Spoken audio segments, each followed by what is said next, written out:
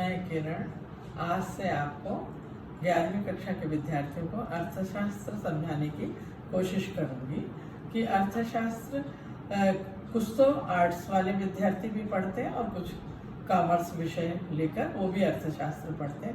जिनने भी अर्थशास्त्र लिया है आज मैं उन्हें अपनी सहज और सरल भाषा में अर्थशास्त्र समझाने की कोशिश करूंगी।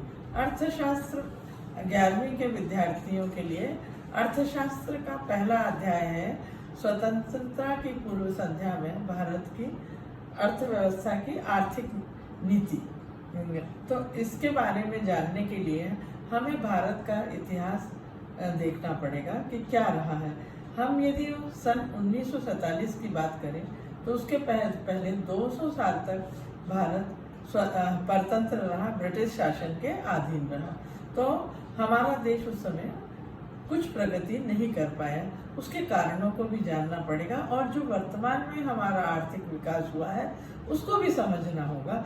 ये आर्थिक विकास आज या 10 साल या 20 साल में नहीं हुआ है।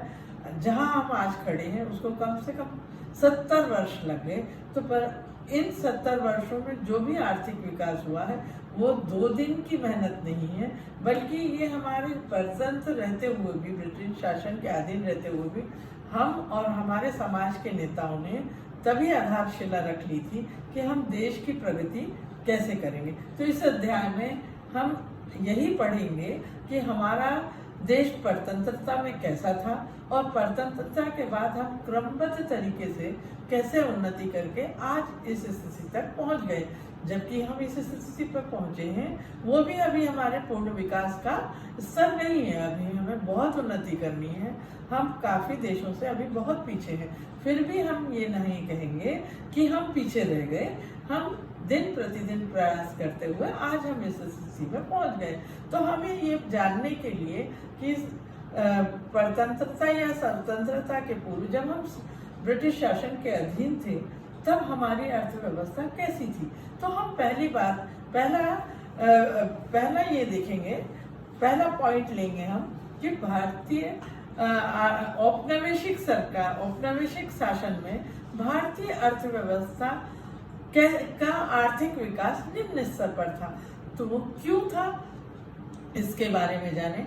जब हम ब्रिटिश शासन के अधीन थे तब तो हम कुछ नहीं कर पाते थे, परंतु उसके पूर्व हमारा देश एक संपन्न देश था जहाँ पे हीरे मोती के खदानें थी।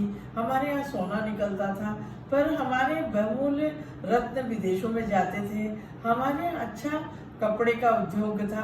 पर जब से ब्रिटिश सरकार का शासन हुआ और करीबन उन्होंने 200 साल हमारे ऊपर शासन किया, उस समय हमारी जो आर्थिक विकास था बिल्कुल बहुत कम हुआ, क्योंकि उनका उद्देश्य हमारे देश की उन्नति करना नहीं, हमें स्वतंत्रता देना नहीं, बल्कि अपने अधीन रहकर अब इंग्लैंड या ब्रिटिश सरकार का उत्थान करना और उनके उद्योगों को और उनके देश की प्रगति करना था।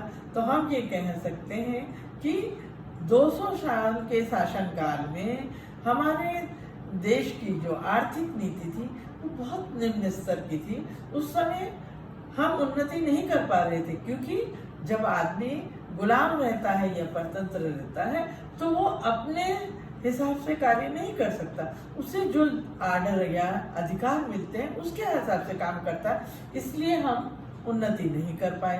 तो यदि हम देखें तो हमारी जो अर्थव्यवस्था है वो बहुत निम्न स्तर की थी। हम बिल्कुल ऐसे थे कि कुछ आगे बढ़ के कर ही नहीं सकते थे, क्योंकि वो ब्रिटिश सरकार या अंग्रेज सरकार हमें करने नहीं देती। तो हम निष्कर्ष ये के अधीन होकर कोई उन्नति नहीं कर सकता, चाहे कितनी भी वो मेहनत करे। उसके लिए हमारे देश के आर.बी. राव है ना, और कई नेताओं ने बहुत कोशिश की और उन्होंने कोशिश की कि हमारे देश की आर्थिक विकास के लिए कुछ नियम नीतियां बनाई जाए, पर कुछ उसका नतीजा नहीं निकला। और यदि हम देखें तो 20वीं सदी में हमारे देश की समृद्धि का स्तर, आर्थिक विकास की समृद्धि का स्तर 2% रहा और जो प्रति व्यक्ति आय की बात करें तो वो बहुत निम्न रही। तो हम यदि कहें कि हमारे देश का जो आर्थिक विकास था और ब्रिटिश सरकार के अधीन रहने के कारण बहुत निम्न था। तो निष्कर्ष ये निकला कि यदि आर्थिक विकास की बात की जाए, जो पहला पॉइंट मुझे आपको समझा रही हूँ, उसमें हमारा आर्थिक विकास बिल्कुल जीरो रहा, हम पतन में ही गए। अब हम दूसरा पॉइंट लेते हैं, कृषि क्षेत्र। भारतीय अर्थव्यवस्था शुरू से कृषि आधारित देश रहा है। यहाँ ज्यादा 85% जनता क्या करती थी? खेती किसानी करती थी। तो हम क्या कहेंगे, हम कृषि उत्पादक देश थे, उससे हमारी सारी आवश्यकताएं पूरी हो जाती थी और एक हम संपन्न देश थे। परंतु अंग्रेजों की गुलामी के कारण अंग्रेजों ने हमें कृषि भी ढंग से नहीं करने दी। उन्होंने ऐसे नियम और कानून बनाए कि हमारे जो कृषि भाई थे वो ढंग से खेती नहीं कर पाते थे। और उन्होंने क्या किया, एक जमींदारी प्रथा डाली, खुद लगाना वसूल करके बीच में जमींदारों को लाया और जमींदार कृषकों से बेमानी बिना सोचे समझे जो ब्रिटिश सरकार कहती उसके हिसाब से लगान लगाते थे। और लगान, जब बारिश अच्छी नहीं होगी, हमारे पास साधन अच्छे नहीं थे, हम कुछ खुले हाथ नहीं कर सकते थे, तो स्वाभाविक है कि किसान लगान नहीं पटा पाएगा। यदि लगान नहीं पटाता था तो जमींदार क्या करते थे, वो जमीन हड़प लेते थे। और ब्रिटिश सरकार चाल चलती थी कि वो जमींदारों, जब टाइम से कृषकों का लगान नहीं हुआ तो जमींदारों का राज्य छीन लेते थे। इस तरह कृषि क्षेत्र में भी अंग्रेजों के शासनकाल में हम कहा जाए तो हमारा कृषि क्षेत्र जो एक विकसित क्षेत्र था, जिससे पूरा हमारा देश आधारित था, उसी से हम संपन्न थे और सब काम अच्छे से कर रहे थे, वो भी। तो हम ये कह सकते हैं, जो दूसरा पॉइंट है कि कृषि आधारित क्षेत्र होते हुए भी भारतीय अर्थव्यवस्था ने कृषि संपन्न होते हुए भी ब्रिटिश शासन काल में कृषि क्षेत्र भी उन्नति नहीं कर पाया और दिन ब दिन गिरता गया। अब हम तीसरा पॉइंट लेते हैं, उद्योग। हमने कहा कि हमारे यहाँ खनिज पदार्थ थे, हमारे यहाँ बहुमूल्य रत्न थे, हमारे यहाँ शिल्प कला थी, सब कुछ था। परंतु हम 200 वर्ष ब्रिटिश सरकार के अधीन होने के कारण क्या हुआ, इन्होंने हमें कुछ बढ़ के काम नहीं करने दिया। हमारे शिल्पकारों को, कृषकों को, हमारे खनन उद्योग को। और उन्होंने क्या किया, जो हमारे यहाँ माल निकलता था उसको कहाँ ले जाते थे, ब्रिटिश ले जाते थे और अपने यहाँ उद्योग स्थापित करके हमारे को खाली एक कच्चा माल निर्यात करने वाला बना दिया और कच्चा माल ले जाके अपने यहाँ उद्योग क्रांति लाई, अपने यहाँ उद्योगों का विकास किया। उससे क्या हुआ, ब्रिटिश सरकार के उद्योग धंधे विकसित हुए, भारतीय उद्योग धंधे बैठ गए। तो हम यदि सब चाह के भी उन्होंने क्या किया, हमसे सामान लिया और हमें ही बना के हमें बेच रहे, तो हम क्या हो गए, आयातकर्ता भी हो गए और हम खपाने वाले भी हो गए। हम उसको उपभोग करते, तो हम जो कुछ कमाते थे वो भी वो ले जा लेते थे। तो उद्योग में यदि कहा जाए तो भारतीय अर्थव्यवस्था जो खनिज पदार्थों से और शिल्प कार्य से, कृषि से संपन्न थी, वो भी अपने उद्योग धंधों को विकास नहीं कर सकी, क्योंकि ब्रिटिश सरकार ने उसको क्या करा, ब्रिटिश सरकार ने उद्योग धंधों का विकास कहाँ किया, इंग्लैंड में किया और हमें क्या बना दिया, एक निर्यात कच्चे माल का निर्यातक और जो उत्पाद करते उसका आयातक और वो जो मशीनें बनाते वो भी हमें खरीदनी पड़ती। तो उससे क्या हो गए, हम उन्नति नहीं कर पाए, बल्कि हम दिन पे दिन क्या होते गए और निम्न स्तर पे जाते गए। तो हमारे यहाँ औद्योगिक विकास भी कहा जाए तो बिल्कुल नहीं हुआ। अब हम करें विदेशी व्यापार की बात करें तो क्या हुआ, यदि जब हमारे यहाँ उद्योग नहीं अच्छा है, तीसरा पॉइंट हम कर रहे हैं विदेशी व्यापार। हम पहले संपन्न थे, मुगल शासक लोग हमारे यहाँ आए, वो क्यों आए थे, क्योंकि भारत एक संपन्न देश था, यहाँ पे सब चीजें में, तो वो क्यों आक्रमण करते थे, हमारे यहाँ से धन ले जाने के लिए। परंतु ब्रिटिश शासन के काल में हमारे यहाँ विदेश व्यापार भी जीरो हो गया, क्योंकि व्यापार कौन करता था, ब्रिटिश सरकार करती थी। ब्रिटिश सरकार पूरा अधिकार व्यापार का किसने ले रखा था? ब्रिटिश सरकार ने ले रखा था। तो जो कुछ हमारे यहाँ हमारे शिल्पकारी बनाते या जो हमारे यहाँ से हीरे मोती मिलते, तो हम भारतीय जनता को उसका कोई अधिकार नहीं था कि वो सीधा व्यापार दूसरे देश से करे। तो ये विदेशी व्यापार भी भारतीय जनता नहीं कर सकती थी, क्योंकि उसको कोई अधिकार नहीं। गुलाम को कभी कोई अधिकार होता है? वो तो उसका जो मालिक कहता है वो उसे करना पड़ता है। तो वही होता था, जैसे हमारे उद्योग धंधे नहीं विकसित हो, ऐसे विदेश व्यापार जो पहले ब्रिटिश शासन के पहले हमारा विदेशी व्यापार बहुत बड़ा हुआ था। हमारे शिल्पकार बाहर जाके काम करते थे, हमारे घर के हीरे मोती बाहर जाते थे, वो सब बंद हो गए। बाहर जाएंगे पर हम नहीं कर पाएंगे व्यापार, क्योंकि व्यापार कौन करेगा? ब्रिटिश शासन। और ब्रिटिश शासन करके के वो पैसा लेगा, पैसा तो हमें। तो हम तीसरे पॉइंट में ये कहेंगे कि हमारे यहाँ विदेशी व्यापार भी ठप हो गया। अब हम चौथे पॉइंट पर आते हैं कि हमारे देश की जनता का स्तर कैसा था और जनता कैसी थी हमारे, उसको हम कहेंगे कि ब्रिटिश शासन काल में जनांकीय स्तर कैसा था। तो ब्रिटिश सरकार के दौरान में हमारे भारतीय वासियों का जो स्तर था वो भी बहुत गिरा था, क्योंकि ना हमारे पास कोई उद्योग था, खाली एक कृषि थी। कृषि में भी वो लगान लगवाते थे, लगान बढ़ चढ़ के लगाते थे। यदि बारिश नहीं गिरती थी तो हमें कोई साधन नहीं देते थे।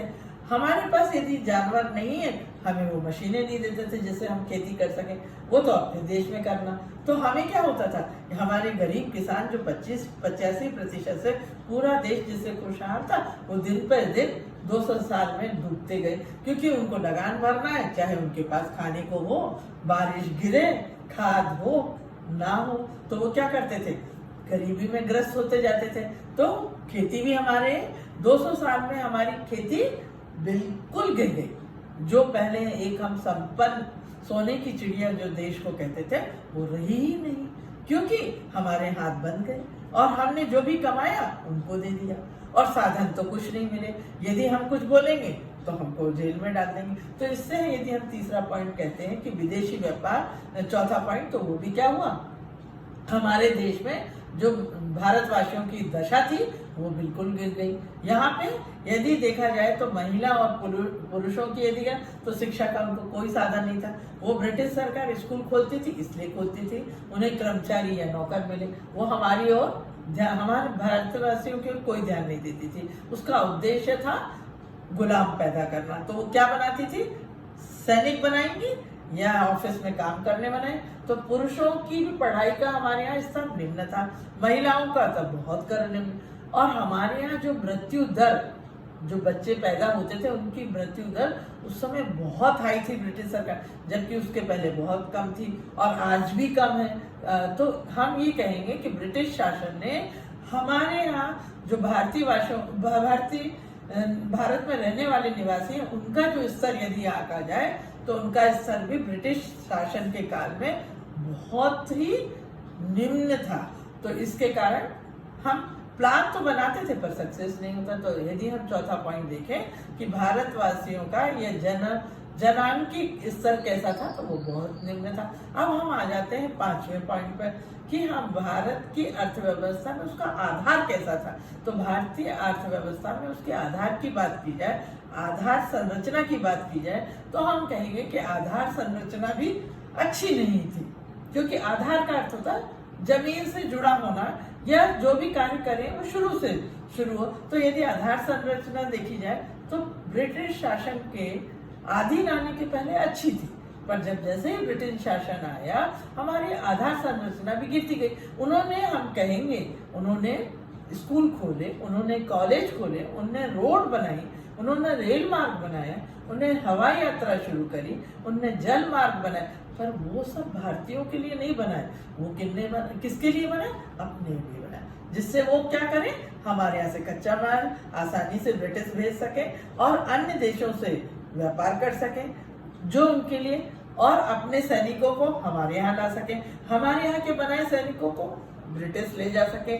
और जो माल हम तैयार करते हैं, हम जो कच्चा माल तैयार होता है हमारे यहाँ, जैसे रेशम, जूट, सूत, कपास और खनन पदार्थ जो मिलते हैं, वो ये सब मार्ग उनने बनाए, पर वो हमारी रक्षा या हमारी प्रगति के लिए नहीं बल्कि उनके लिए बनाए। तो आधारिक संरचना में उन्होंने जो सुधार किया है वो भारतीयों के लिए नहीं किया, बल्कि उसका फायदा उन्होंने उठाया। हम मानते हैं रेल यात्रा उन्हीं की देन है। 1850 में उन्होंने हमारे यहाँ रेल यात्रा, पर रेल यात्रा से उनको फायदा हुआ। हमारे यहाँ जो सामान होता था वो जल्दी से पहुंचा लेते थे, उनको जहाँ बंदरगाह तक पहुंचाना था, तो इसलिए उन्होंने रेल यात्रा शुरू की कि वहां पहुंचा दे।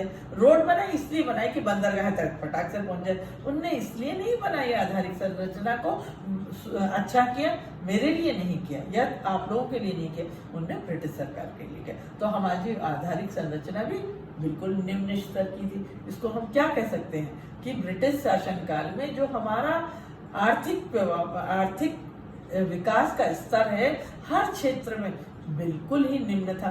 तो हम कहेंगे कि ब्रिटिश शासनकाल में हमारे देश की आधारिक संरचना में बढ़ावा आया, उन्नति हुई, पर वो हमारे लिए नहीं बल्कि ब्रिटिश शासन के लिए। इसीलिए जो फायदे हमें मिलना चाहिए थे वो भारतीयों को नहीं मिले बल्कि किसी, इसलिए जो हमारी आधारिक संरचना है उससे हमें भारतवासियों को कोई फायदा नहीं। ये तो हो गया हमारी आर्थिक संरचना, आधारिक संरचना के बारे में। अब हम इस निष्कर्ष पर पहुंचते हैं कि ब्रिटिश शासन काल में जो भी हुआ, जैसा भी हुआ, पर वो हमारे लिए भला नहीं हुआ। निष्कर्ष ये निकलता है वो किसके लिए हुआ?